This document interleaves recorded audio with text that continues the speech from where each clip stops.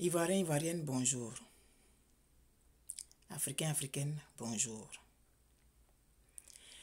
Cela fait quelques jours que nous avons tous vu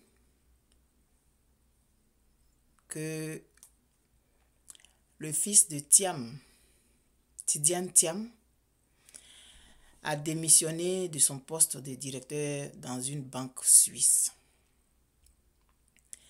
Et depuis ce temps, on voit passer sur Facebook avec les différents commentaires, les contre-commentaires, les soutiens, les contre, etc., etc.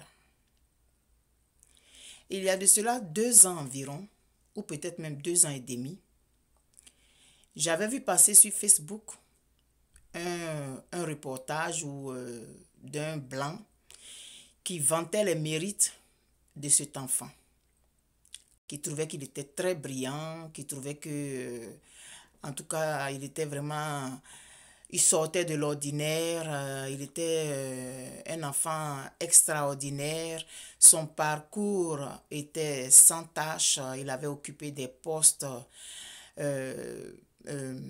en Côte d'Ivoire, des postes, je veux dire, de grands postes, et puis tout ça là. Et puis, il a fait ci, il a fait ça, et tout, et tout. Il y a 2 ans et demi, peut-être même 3 ans. Ce qui est sûr, il y a moins, il y a plus de 2 ans en tout cas. Et je me rappelle très bien que j'avais dit, ça commence, ils sont en train de préparer le prochain Alassane Ouattara. Et il y avait eu des commentaires. Quand j'avais fait la publication, j'ai un jeune homme qui est ami à mon fils, qui avait dit que non, que maman, tu vas un peu trop vite en besogne. J'ai dit, ok, on verra.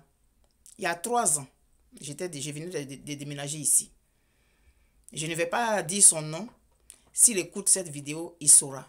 Je lui ai dit, mon fils, ceux-là, quand ils commencent à parler en bien de quelqu'un, c'est qu'ils ont des vues sur la personne. Il dit non, non, quand tu ne peux pas. J'ai dit, ok, on verra. Et depuis quelques jours, il semble qu'il a démissionné de son prestigieux poste. Il y a des informations qui disent que c'est pour de l'espionnage qu'on l'a obligé à démissionner. D'autres disent que bon, si, et puis ça.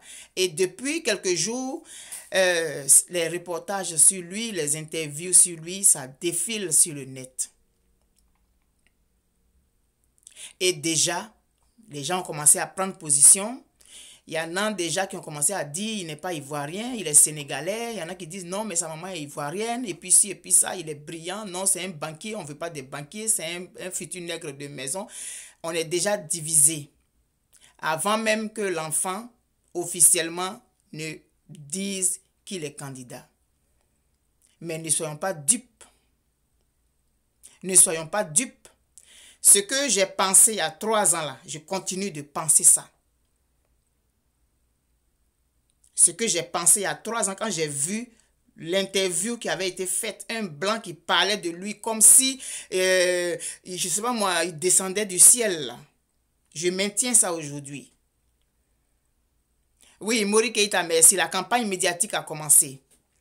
Donc, ce sur quoi j'aimerais attirer votre attention, c'est pas qu'il se présente ou pas. C'est pas ça le danger. Le danger, c'est que nous avons déjà quelque chose dont on n'arrive pas à se débarrasser, qui est venu de ce même endroit, l'Occident. Avant qu'il n'arrive, ça avait été la même procédure. On avait vanté ses mérites, c'était quelqu'un de policé, quelqu'un de très brillant, qui avait travaillé ici, qui avait travaillé ça, qui avait fait ci, qui avait fait ça. Et eux, leur technique, c'est toujours diviser. Et on est déjà divisé vis-à-vis de leurs anciens produits. On est déjà divisé entre nous à cause de la politique. Il y en a qui sont FPI, il y en a qui sont PDCI, il y en a qui sont ceci, il y en a qui sont cela. Mamadou Koulibaly, soroïste, on sait que lui là est traître, lui là il a fait comme ça, il a fait comme ça. On est déjà divisé, on a déjà ça là qu'on n'arrive pas à gérer. Et la petite proportion de personnes qu'on pouvait attirer pour dire, venons, mettons-nous autour de notre pays. Cette petite proportion de personnes-là vont déjà se diviser encore sur l'affaire Tidiane Thiam. Donc, nous n'avons pas tiré les leçons. Ces gens-là, ils choisissent toujours une personne à problème. Cet enfant, il est brillant, je ne lui dénie pas ça. Il était à 36 ans dans le gouvernement, c'était le plus jeune, je pense. Cet enfant est brillant, il a fait Polytechnique et tout. On peut pas lui dénier ça. Lui, là, au moins, on a vu ses traces. Mais on sait qu'il y a un problème sur sa filiation par rapport au passé récent de la Côte d'Ivoire, par rapport à l'histoire récente de la Côte d'Ivoire. Il y a un problème sur sa filiation. Même si on connaît sa maman, on sait que c'est une Ivoirienne, on connaît son papa qui a travaillé en Côte d'Ivoire, même si c'est un Sénégalais, on sait tout ça. Mais ça, il y a des germes de division déjà sur sa personne. Alors c'est cet individu-là qu'ils vont pousser comme dans un jeu de dames. Ce n'est pas le plus brillant des Ivoiriens qui existent. Il y a des Ivoiriens qu'on ne connaît pas, qui ont des parcours aussi extraordinaires que le sien. Mais pourquoi lui? Mais lui, justement, parce que c'est déjà une source de division de par sa filiation. Comme ils nous ont envoyé Alassane Ouattara, dont on savait qu'il y avait un problème sur la filiation, on envoie celui-là encore maintenant parce qu'ils sont en train de le préparer pour assurer la relève, pour préserver leurs acquis. Il ne faut pas qu'on se le cache. Alors, mon appel aujourd'hui, moi, j'aimerais que les Ivoiriens ne se divisent pas sur l'affaire Tidiane Thiam. Ne vous divisez pas sur l'affaire Tidiane Thiam. Déjà qu'on est assez divisé, on part en 1000 rangs dispersés. Alors qu'on demande, mettons-nous ensemble, faisons un bloc commun. Non, non, non. Mamadou Koulibaly est de son côté. Il fait cavalier seul. Il fait ses vidéos sur Facebook. Ses vidéos pertinentes. Mais il est seul là-bas. Bon, au niveau du FPI, on dit que le président Laurent Gbagbo a reçu 2 fois M. Afi N'Guessan, mais je ne vois pas M. Afi N'Guessan à côté de M. Assoadou. Je n'ai pas encore vu M. Afi N'Guessan à côté de Mme Simone. Donc, arrêtons de nous blaguer. Arrêtons de nous blaguer. Cette réconciliation-là, je ne la vois pas. Le monsieur qui est le président du parti, qui a créé son parti, là, il a reçu son ancien premier ministre. Et puis vous qui êtes à côté, vous tombez en transe partout. C'est depuis janvier, ça fait 1 mois que le président a reçu, le président Gbagbo a reçu M. Afi N'Guessan. Donc, en 1 mois, là, ils ne peuvent pas avoir parlé pour qu'on voit M. Afi N'Guessan à côté de Assoadou, à côté de Mme Gbagbo, à côté de Hubert Oulaye. On ne peut pas faire ça.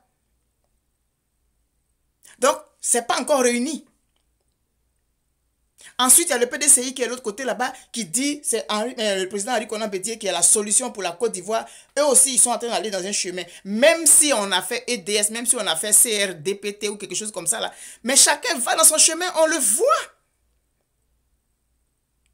On le voit, c'est-à-dire quand on va faire des meetings, là, on se met ensemble. Mais dans la vie courante, chacun est de son côté. Mais vous pensez que vous avez affaire à des idiots? Vous pensez que vous avez affaire à des gens qui ne font pas, des analyses? Nous sommes à combien de mois? On va venir maintenant pousser Tidiane Thiam pour diviser encore les Ivoiriens. Et on est parti dans ça. S'il vous plaît, ne nous divisons pas davantage encore. On dit qu'il est du PDCI, donc peut-être il va venir au PDCI. Mais rien n'est encore officiel. Mais ouvrez bien vos oreilles. Ouvrez bien vos yeux. Il démissionne maintenant. Espionnage de je ne sais pas quoi. Il y en a qui disent c'est racisme, on ne sait pas quoi. Mais il démissionne maintenant. Il va rentrer en Côte d'Ivoire. Et ils ont commencé à faire les articles. Va-t-il aller en Côte d'Ivoire ou au FMI? Va-t-il se présenter? Et puis maintenant, les supputations commencent. Les supputations ont commencé. Alors qu'on a plus important. Au lieu d'aller gaspiller notre énergie sur Tidiane Thiam là. Parlons, parlons, parlons. Ceux qui peuvent faire les médiations, faites les médiations souterraines. Parce qu'il faut une image. La communication là, c'est pas n'importe quoi. La communication là, c'est pas n'importe quoi. Les images, les actes, les gestes, les mots, c'est pas par hasard. Ce monsieur, il dit qu'il va être là. Ces gens, comme on dit, c'est bouclé, c'est géré. Ça envoie déjà un message de déstabilisation dans le cœur des faibles. C'est bouclé, c'est géré. Ça envoie un message de déstabilisation tout de suite. Ensuite, on va rester jusqu'à 2040. Ça envoie un message de... C'est pas par hasard qu'il lance des paroles comme ça. Mais nous, on n'y fait pas attention. On n'y prête pas attention. Adjumani avait dit, on n'a pas peur de donner le truc sur le vote des étrangers. C'était pas par... Tous les gestes qu'ils posent, tout ce qu'ils disent là, c'est pas par hasard. Donc, envoyer un signal fort. Mais ça ne se fait pas. Donc, M. Assou Adou, là, lui et puis M. Afi N'Guessan, là, il y a eu quel problème entre eux? Lui, il a eu quel problème particulier avec M. Afi N'Guessan? Pour qu'ils ne peuvent pas, ils ne sont pas allés ensemble à Figayo. Pour aller à la haie, là, M. Afi N'Guessan est allé d'un côté. Il y a d'autres qui sont allés d'un côté. Mais on vous voit, on vous regarde. On vous voit, on vous regarde. Vous pensez qu'on ne vous voit pas? On vous voit, on voit vos dos. Est-ce que vous êtes là en train de penser vraiment? J'aime bien cette belle femme africaine, mais son histoire de politique me gêne. Monsieur Guillaume Hamon, je suis une citoyenne de Côte d'Ivoire et je dis ce que je pense par rapport à ce qui se passe dans mon pays.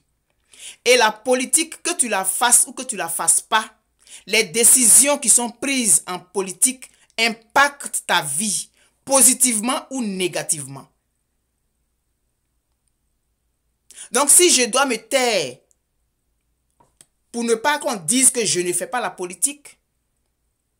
Tous ceux qui sont en exil aujourd'hui, là, ils sont en exil à cause de la politique. Tous ceux qui sont en prison aujourd'hui, là, ils sont en prison à cause de la politique.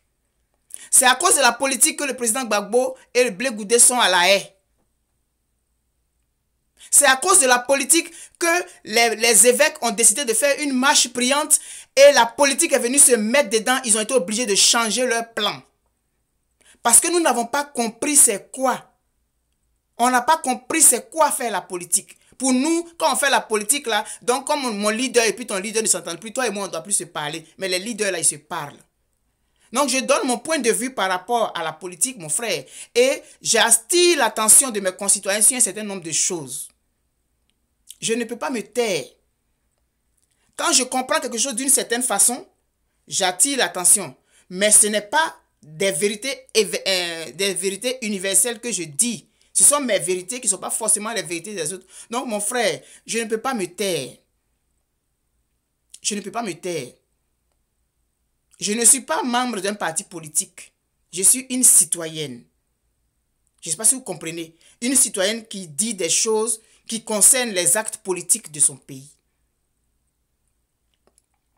Donc, au lieu qu'on perde notre énergie à aller dans les affaires de Tidiane Thiam et tout ça là, concentrons-nous sur autre chose.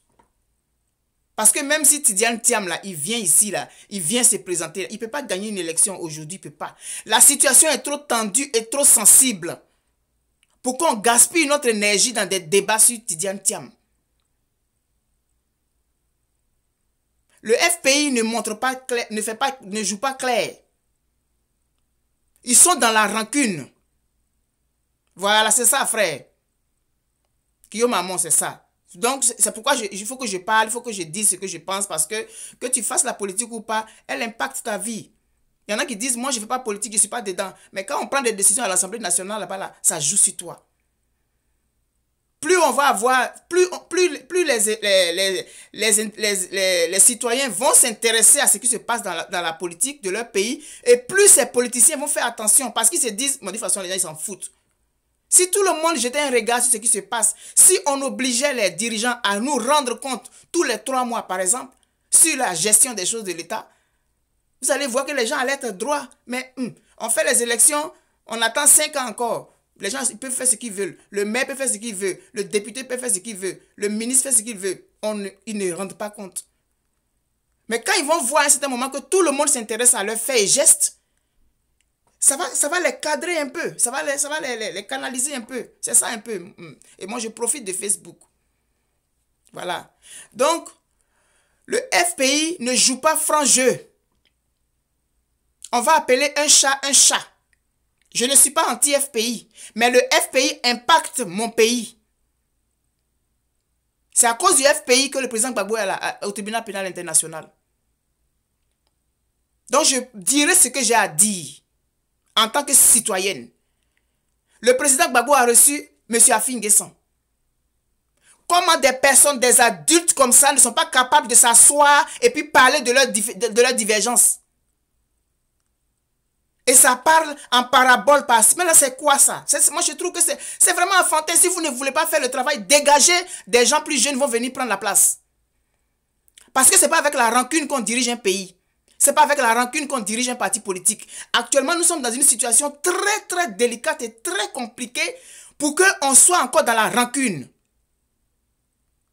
Ça crie Jésus, Jésus, Dieu, Dieu. Et pourtant, les actes que vous posez là ne reflètent aucunement ce que vous clamez. Figayo là, c'était après la rencontre du président Gbagbo et puis le président Affi. Pourquoi Affi n'était pas là-bas? Il est allé à la haie là, il est allé en tant que FPI ou il est allé en tant que qui? Il y a d'autres groupes du FPI qui sont allés, je ne les ai pas vus entendre parler avec le président Affi. Mais il faut que vous nous envoyiez un signal. Parce que c'est important. Sur Facebook ici, je vois les gens parlent. Non, c'est affidé. On continue encore de dire affidé. Puis c'est de gore. Mais vous n'avez rien compris. Il s'agit du pays. Ces gens-là, ils sont de passage. Ces gens-là, ils sont de passage. Et vous les laissez gérer votre vie. Vous les laissez vous diriger. Affi, monsieur Assoadou. Et puis, ils ne se parlent pas. C'est comme on traite des enfants. Et quand tu parles, on dit que tu es anti-FPI. Je ne suis pas anti-FPI, mais vous avez un impact sur la marche du pays. Donc c'est normal qu'on vous... C'est à cause de FPI qui était au pouvoir qu'il y a eu la guerre.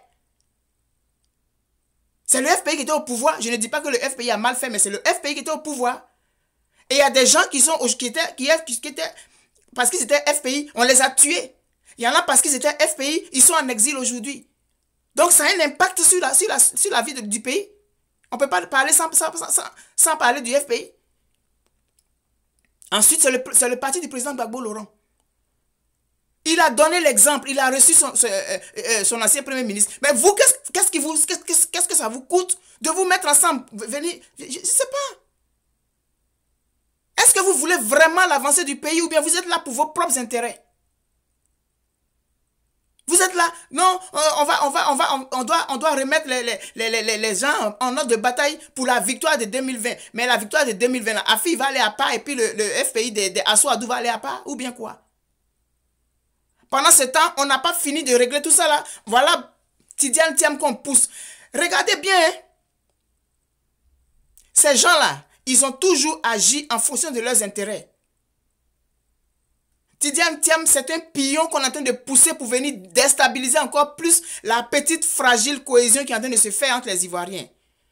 Donc si on se laisse encore distraire par l'affaire de Tidiane Thiam là, mais il va rester quoi? Soyons concentrés sur notre objectif. C'est ce que j'avais envie de dire ce matin. Je suis peut-être paranoïaque, mais ce n'est pas un hasard.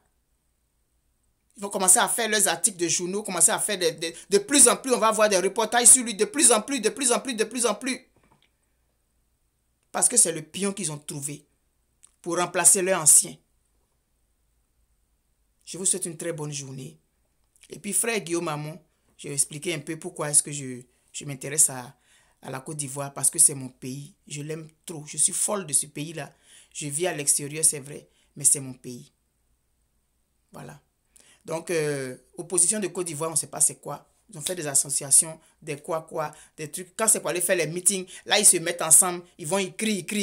Et puis après, chacun rentre dans son parti politique. Et puis chacun dit que c'est lui qui va gagner les élections. Venez, on va aller pour la victoire de 2020. Moi, je trouve que c'est enfantin. La situation actuelle est tellement délicate qu'on peut tous se mettre ensemble, parler d'une seule voix. Et puis, après 2020 maintenant, si tout s'est passé comme on espère, en 2025, là maintenant, vous allez vous battre à âme égale. Mais aujourd'hui, on n'a pas besoin de ça. Le monsieur là, le président de l'Assemblée nationale a dit que maintenant, le pouvoir judiciaire, le pouvoir législatif et le pouvoir exécutif vont faire ensemble. Ensuite, il y a 5 députés qui ne sont plus à l'Assemblée nationale. Ça compte. Donc, il reste aujourd'hui, on va dire seulement le PDCI. Et puis, je ne sais pas, l'autre là, je ne sais pas quoi, Vox, je ne sais pas. C'est eux seulement qui restent à l'Assemblée nationale actuellement. Il y a 5 députés qui auraient pu se mettre avec les autres qui ne sont plus là, qui sont emprisonnés. Aucun acte n'est posé au hasard. Mais nous, on ne tire pas les leçons, on ne regarde pas les choses.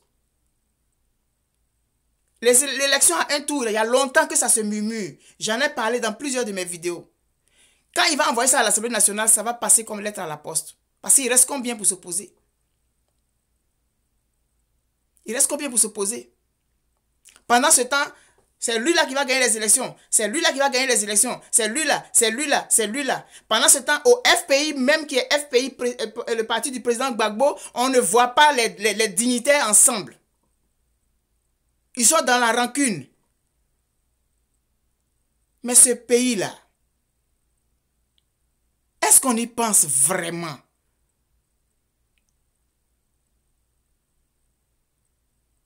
Peut-être que j'en fais un peu trop, ou bien peut-être que nous autres qui faisons les vidéos là, nous en faisons un peu trop.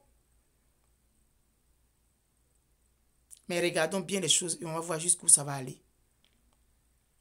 Mais vraiment, ayons un dépassement de nous-mêmes. Et puis disons-nous que ces échéances-là, c'est la Côte d'Ivoire qui doit gagner. Et puis après cette échéance, on va maintenant aller chacun dans son parti politique. Mais l'autre est là-bas, l'autre est là-bas, l'autre est là-bas. Tout ce qui est en train de se passer, tout ce qui est en train de se manigancer là, ça n'attire pas l'attention, de quelqu'un. Non. On dit on a donné des cartes d'identité nationale quelque part là-bas. Est-ce que c'est vrai, est-ce que c'est faux? Je ne sais pas. On dit ça là, et on ne prend pas ça au sérieux. On ne prend rien au sérieux. L'autre est là-bas, il fait ses vidéos. L'autre est ici, il fait ses déclarations. Là-bas, là, on dit non, c'est nous qui allons gagner les élections. C'est vraiment... Et c'est à un mois des élections que vous allez vous asseoir pour vous mettre ensemble pour dire, bon, ok, on s'en va ensemble. C'est maintenant qu'il faut préparer. C'est maintenant qu'il faut préparer les cœurs et les mentalités.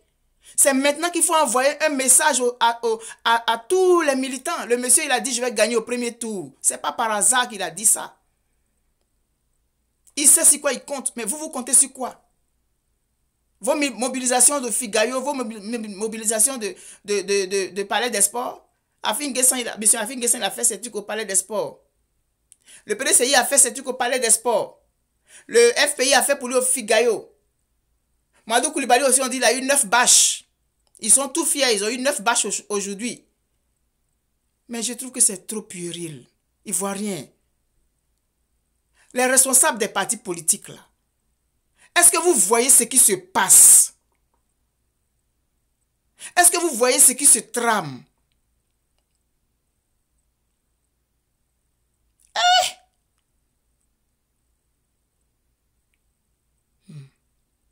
Bonne journée à vous. Je vous aime très, très, très fort, très, très fort. Et puis, que Dieu nous donne longue vie. Et que notre pays ne nous échappe pas. Parce que s'il nous échappe en 2020, là, c'est fini. Nous n'aurons que nos yeux pour pleurer. Nous n'aurons que nos yeux pour pleurer. Mais il sera trop tard.